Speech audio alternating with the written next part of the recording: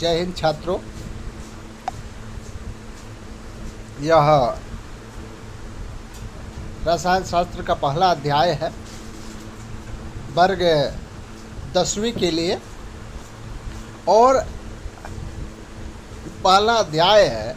इस अध्याय का नाम है रासायनिक अभिक्रिया एवं समीकरण। रासायनिक अभिक्रिया एवं समीकरण। तो हम सबसे पहले रासायनिक अभिक्रिया को जान लेते हैं। रासायनिक अभिक्रिया एक बात स्पष्ट करता है कि इसके अंतर्गत जो भी परिवर्तन होते हैं, यानी ऐसे परिवर्तन जिसमें नए गुणों वाले पदार्थों का निर्माण होता है, उसे रासायनिक अभिक्रिया कहते हैं। रासायनिक अभिक्रिया इस बात को स्पष्ट करता है कि जो पुराना गुण होता है उसके ठीक विपरीत जो है नए पदार्थ का निर्माण होता है। आप एग्जाम्पल में दो ले सकते हो। मान लो कि अगर हमने ले लिया गैस H2 ले लिया और हमने O2 ले लिया। देखिए, जब H2 और O2 को जब हमने लिया तो हमको मिलता है H2O, यानी बिल्कुल भिन्न। यानी H2 जो है हाइड्रोजन एक गैस है और ऑक्सीजन भी एक गैस है, और यह हाइड्रोजन और ऑक्सीजन जब मिले तो यह लिक्विड का निर्माण किए, यानी जल का H2O का निर्माण किए। बिल्कुल जो है विपरीत पदार्थों का निर्माण करता है। अब लोग क्लियर है? आगे हम चलते हैं। एग्जाम्पल के तौर पे कुछ और आप ले सकते हैं। भोजन का पचना, श्वसन, लोहे पर जंग लगना, मैग्नीशियम फीते का जलना, दही का बनना आदि रासायनिक अभिक्रिया के अंतर्गत आता है। अब रासायनिक अभिक्रिया की आप पहचान कैसे करेंगे, इसकी चर्चा हम करेंगे। रासायनिक अभिक्रिया की हमें पहचान करने के लिए मुख्य रूप से इन अभिक्रियाओं पर हमें ध्यान देना होता है। जैसे पदार्थ की स्थिति में परिवर्तन, जो पदार्थ है उसके स्थिति में परिवर्तन हो रहा है, पदार्थ रंग बदल रहा है, गर्मी का विकास हो रहा है, गर्मी का अवशोषण हो रहा है, गैस का विकास हो रहा है और प्रकाश का विकास हो रहा है। अगर इस प्रकार की सभी क्रियाएं हो रही है तो आप इसमें कह सकते हैं कि रासायनिक अभिक्रिया हो रही है। अब हम चर्चा करते हैं अभिकारक के बारे में। अभिकारक ऐसे पदार्थ जो रासायनिक अभिक्रिया में हिस्सा लेते हैं, यानी रासायनिक अभिक्रिया में भाग लेते हैं, उसे अभिकारक कहा जाता है। अभी हम ऊपर एग्जाम्पल बताए थे कि हाइड्रोजन हमने ले लिया और ऑक्सीजन ले लिया, तब उसके बाद क्या प्रोडक्ट मार्क H2O, यानी रासायनिक अभिक्रिया में जो भाग लिया है H2 और O2 है, तो यही अभिकारक है। यही क्या है? अभिकारक है। यहाँ अभिकारक जो रासायनिक अभिक्रिया में भाग लिया है, H2 और O2 रासायनिक अभिक्रिया में भाग लिया है, और H2O जो है यह उत्पाद है, यानी यह आपका प्रोडक्ट है। आप समझ लीजिए।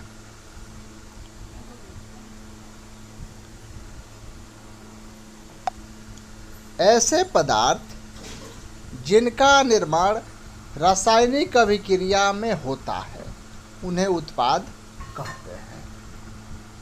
ठीक है? यानी रासायनिक अभिक्रिया के फलस्वरूप जो आपका पदार्थ बन रहा है उसे, जैसे हमने ऊपर बताया है, हाइड्रोजन गैस है और ऑक्सीजन गैस है। यह दोनों जब मिला है तो लिक्विड का निर्माण किया है, यानी H2O का निर्माण किया है, तो वही H2O जो है आपका उत्पाद है। क्लियर है आप लोग? आगे हम चलते हैं और रासायनिक समीकरण की हम चर्चा करेंगे। रासायनिक समीकरण इसमें कहता क्या है? रासायनिक समीकरण कहता है कि किसी रासायनिक अभिक्रिया का हिस्सा, किसी रासायनिक अभिक्रिया का उसमें भाग लेने वाले पदार्थों के प्रतीकों तथा सूत्रों के माध्यम से संक्षिप्त जो उसका रूप होता है, संक्षिप्त उसका प्रदर्शन होता है, उसको रासायनिक समीकरण कहते हैं। रासायनिक अभिक्रिया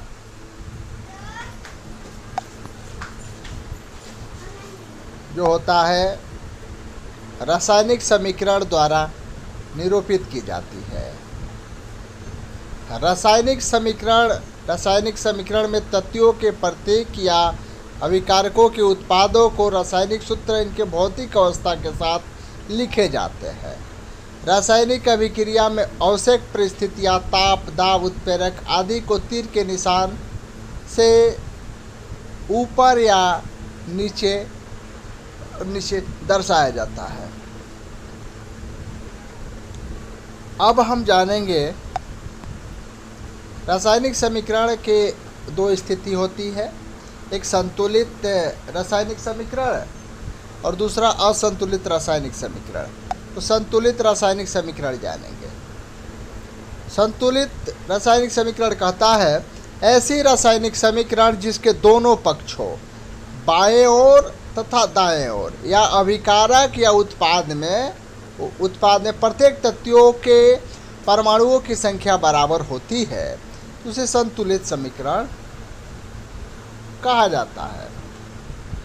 संतुलित समीकरण के महत्वों के बारे में आज हम जान लेंगे और कैसे संतुलित किया जाता है इसकी भी चर्चा हम करेंगे आगे। तो सबसे पहले क्या होता है? द्रव्यमान संरक्षण का नियम। किसी भी रासायनिक अभिक्रिया में द्रव्यमान का न तो निर्माण होता है और न ही विनाश होता है। यह जो है द्रव्यमान संरक्षण के नियम कहता है। रासायनिक अभिक्रिया के पहले अभिकारक एवं उसके बाद उत्पाद और प्रत्येक तत्वों के परमाणुओं की संख्या समान होनी चाहिए, तभी आपका जो है संतुलित समीकरण है। अब हम अभी बता रहे थे जितना समीकरण है हम सबको जो है चरणबद्ध तरीके से संतुलित करना सीखेंगे। तो पहला हमारा जो संतुलित करने का विधि है heat and trial Vidhi. Heat and क्या होता है? ट्रायल विधि। यहाँ पे एक बात ध्यान रखेंगे, इसको हम लोग कहते हैं मान कर हल करना, चाहे अनुमान विधि। अनुमान के द्वारा भी हम इसको हल कर सकते हैं।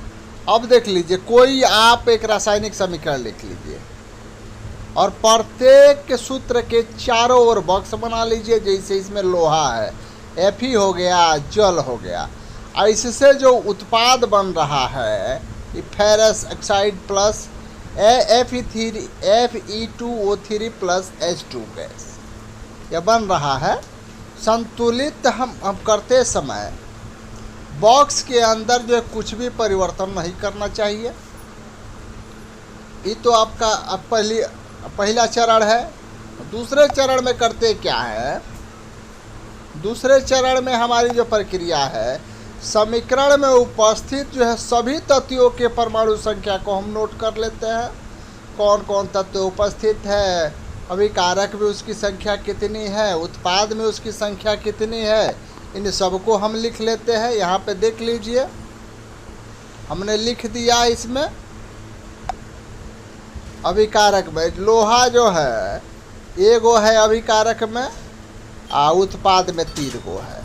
अब यही जन देख लीजिए, हाई एगो है 3 गो है, तो है ना 3 गो चाहिए, तो 3 से गुणा करेंगे। जेने जितना कम रहेगा उतना आपको लिखना पड़ेगा। अब देख लीजिए, है न 2 गो हाइड्रोजन है न 2 गो, ये तो संतुलित दिख रहा है। लेकिन ऑक्सीजनवा देखिए, ऑक्सीजन जो है यह अभिकारक में इसकी संख्या 1 है और उत्पाद में इसकी संख्या 4 है। अब यहाँ पे ये अनुमान लगा लेना है कि किस में कितने की आवश्यकता है। 3 गो की आवश्यकता है, में 4 गो की आवश्यकता है, तो कैसे गुणा करिएगा। अब समझते हैं चरण 3 में। चरण 3 कहता है, ध्यान रखेंगे आप लोग, सबसे पहले अधिक परमाणु वाले तत्वों को अभिकारक या उत्पाद की साइड को अनुचित गुणांक लगाकर संतुलित करेंगे। अब सबसे अधिक परमाणु वाले तत्व कौन है? हाइड्रोजन था।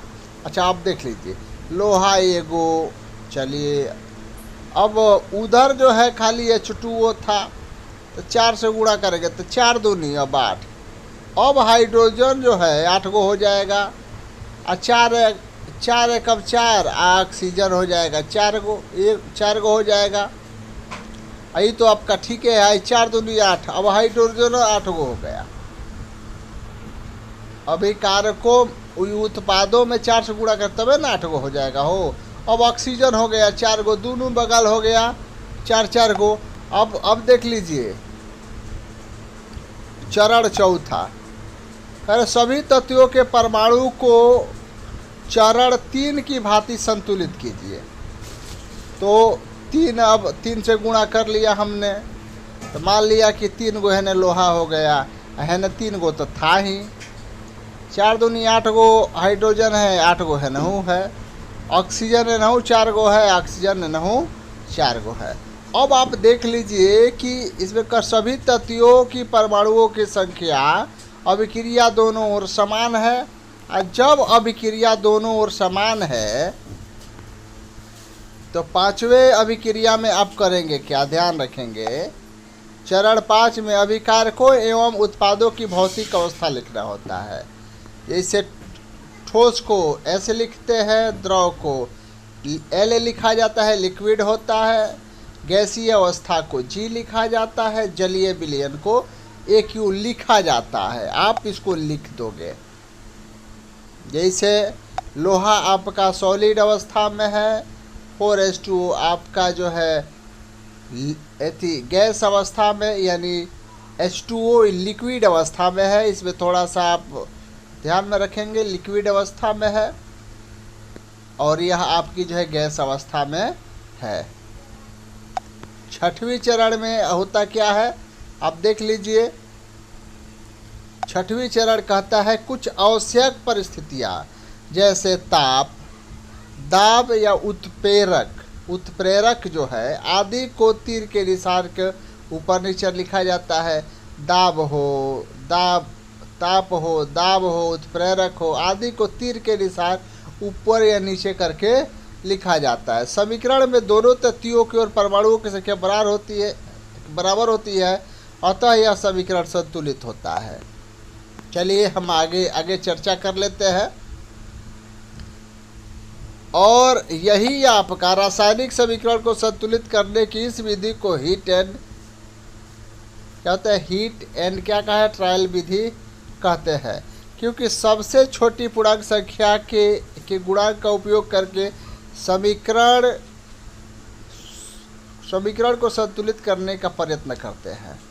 अब यह रासायनिक अभिक्रिया कितने प्रकार के होते हैं, इसको समझ लीजिए।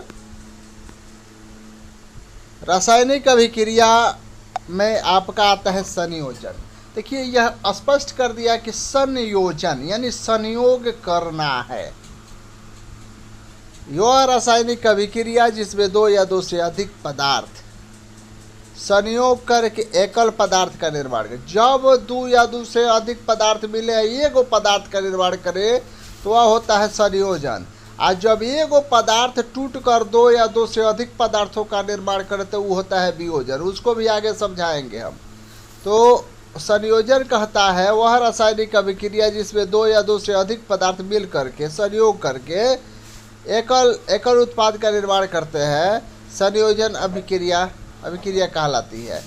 इन अभिक्रियाओं में कोई भी सह उत्पाद नहीं बनता है। एग्जाम्पल आप देख लीजिए नीचे, देख लीजिए, जब कोयले का दहन हो, कोयला मान लीजिए आपका ठोस है, ऑक्सीजन आपका गैस है, तो CO2 गैस बनता है। उसी तरह से जो जल का निर्माण और बिना बुझा हुआ चूना, एक एक करके आप लोग जो देख सकते हैं। अगर आप लोग को दिक्कत होता है तो कमेंट करके पूछ भी सकते हैं। अब ऊष्माक्षेपी अभिक्रिया, ऊष्माक्षेपी रासायनिक अभिक्रिया, जिन अभिक्रियाओं में उत्पाद के साथ साथ ऊष्मा भी उत्सर्जन होती है उसे ऊष्माक्षेपी रासायनिक अभिक्रिया कहते हैं। इसका एग्जाम्पल समझिए, प्राकृतिक गैस का दहन, जैसे मान लीजिए मेथेने हो गया, CH4, ये भी एक गैस है, और O2 ऑक्सीजन, ये भी आपका गैस है। तो CO2 गैस यह आपका 2H2O आपका जो है लिक्विड रूप में होता है और इसके साथ ऊष्मा का निर्माण होता है।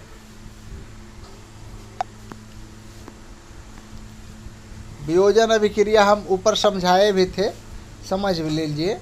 वियोजन को ही अपघटन अभिक्रिया कहते हैं।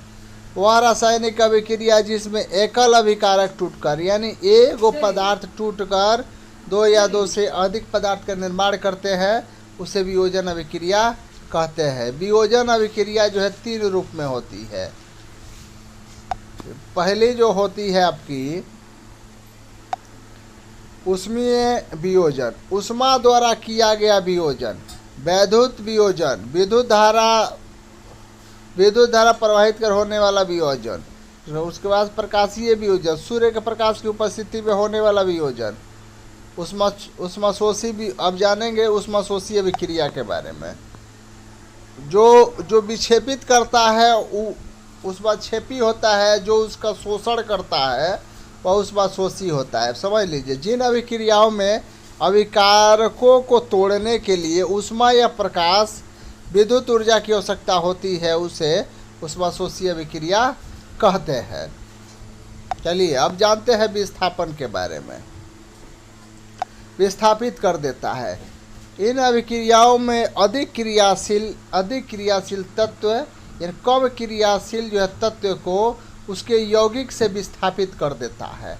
उदाहरण के लिए लोहे के कील पर पूरे भूरे रंग की जो कापर की परत को चढ़े, जैसे मान लिए लोहा है, इसको हमने जो कापर सल्फेट के जलीय विलयन में डाला तो ये क्या करता है, कापर को विस्थापित कर देता है। इसका जगह अपना जो है धारण कर देता है। देखिए यानी कापर को क्या कर दिया, विस्थापित कर दिया है। इसी तरह अगर मान लीजिए हम कहा जिंक को डालते हैं, जिंक को हम डाल देते हैं किसमें, कापर सल्फेट में, तो कापर को विस्थापित करेगा, जिंक इसका स्थान जो है धारण कर लेगा। देखिए कापर को विस्थापित कर दिया गया है, क्योंकि जिंक क्या होता है, कापर से अधिक क्रियाशील होता है, इसी कारण से वह उसको विस्थापित कर देता है।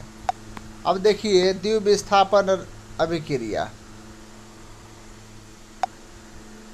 इस अभिक्रिया में उत्पादों का निर्माण दो यौगिकों के बीच आयनों का आदान प्रदान होता है। यहाँ पे आप एग्जाम्पल को समझ सकते हैं। ये sodium sulphate, barium chloride, product बार जो है बेरियम सल्फेट और सोडियम क्लोराइड का क्या करते हैं, निर्माण के, यह एक दूसरे के आयनों के बीच में आदान प्रदान की क्रिया हो रही है। अब देख लीजिए आप,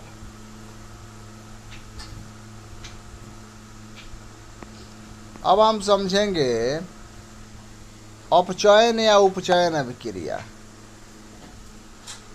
अपचयन कहता है किसी पदार्थ में ऑक्सीजन की वृद्धि हो, जब ऑक्सीजन जुड़े और हाइड्रोजन निकले तो उसको हम जो है उपचयन अभिक्रिया कहते हैं।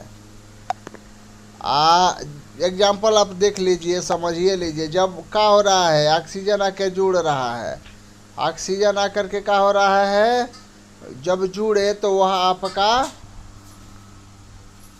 उपचयन अभिक्रिया है। अब जानेंगे अपचयन अभिक्रिया के बारे में। किसी पदार्थ में ऑक्सीजन का अगर ह्रास हो रहा हो और हाइड्रोजन अगर जुड़ रहा हो तो इसे अपचयन अभिक्रिया कहते हैं। अब देखिए रेड्राक्स अभिक्रिया। जिस अभिक्रिया में उपचयन तथा अपचयन दोनों क्रियाएं हो रही हो उसको रेड्राक्स अभिक्रिया कहते हैं। अब हमारे दैनिक जीवन में उपचयन अभिक्रियाओं का क्या प्रभाव होते हैं, इन सभी प्रभावों की चर्चा हम इस वीडियो में करने वाले हैं। जैसे मान लीजिए संक्षारण हो जाता है, कोनो पदार्थ है यहीं पर जंग लग जाता है, यानी जब कोई धातु ऑक्सीजन, आर्द्रता, अम्ल आदि के संपर्क में आती है जिससे धातु की ऊपरी परत कमजोर संक्षारित हो जाता है, इसे संक्षारण कहते हैं। जैसे लोहे की वस्तुओं पर जंग लगना, चांदी के ऊपर काली परत चढ़ जाना, तांबे के ऊपर हरी परत चढ़ जाना संक्षारण के उदाहरण है। अब संक्षारण से जो है बचने का उपाय आप समझ लीजिए। जैसे क्या होता है जंग लगना, हम कहते हैं ना जी, विद्युत लेपन, यद लेपन, विद्युत लेपन और पेंट करके संक्षारण जो है धातुओं से जो है संक्षारण से धातुओं को का बचाया जा सकता है। विकृत गंधिता के बारे में आप समझ लीजिए। विकृत गंधिता वसायुक्त और तैलीय पदार्थ, खाद्य सामग्री वायु के संपर्क में आने पर उपचयित हो जाते हैं जिससे उनके स्वाद और गंध में परिवर्तन हो जाता है। इसे जो है विकृत गंधिता कहते हैं। आप लोग देखते हैं कि भोजन खटा जाता है, वही आपका जो है विकृत गंधिता है। और इसको रोकने के उपाय भी आप समझ लीजिए।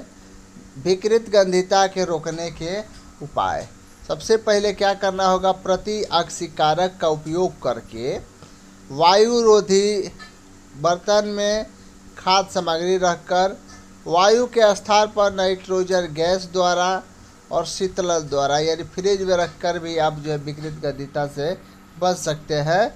और यही रहा आपका ये पहला लेसन, रासायनिक अभिक्रिया एवं समीकरण। आप लोग हमारा वीडियो पहली बार देख रहे हैं तो चैनल को सब्सक्राइब कर लेंगे, और अगर हमारे पुराने सब्सक्राइबर हैं तो वीडियो को लाइक ज़रूर करेंगे। जय हिंद,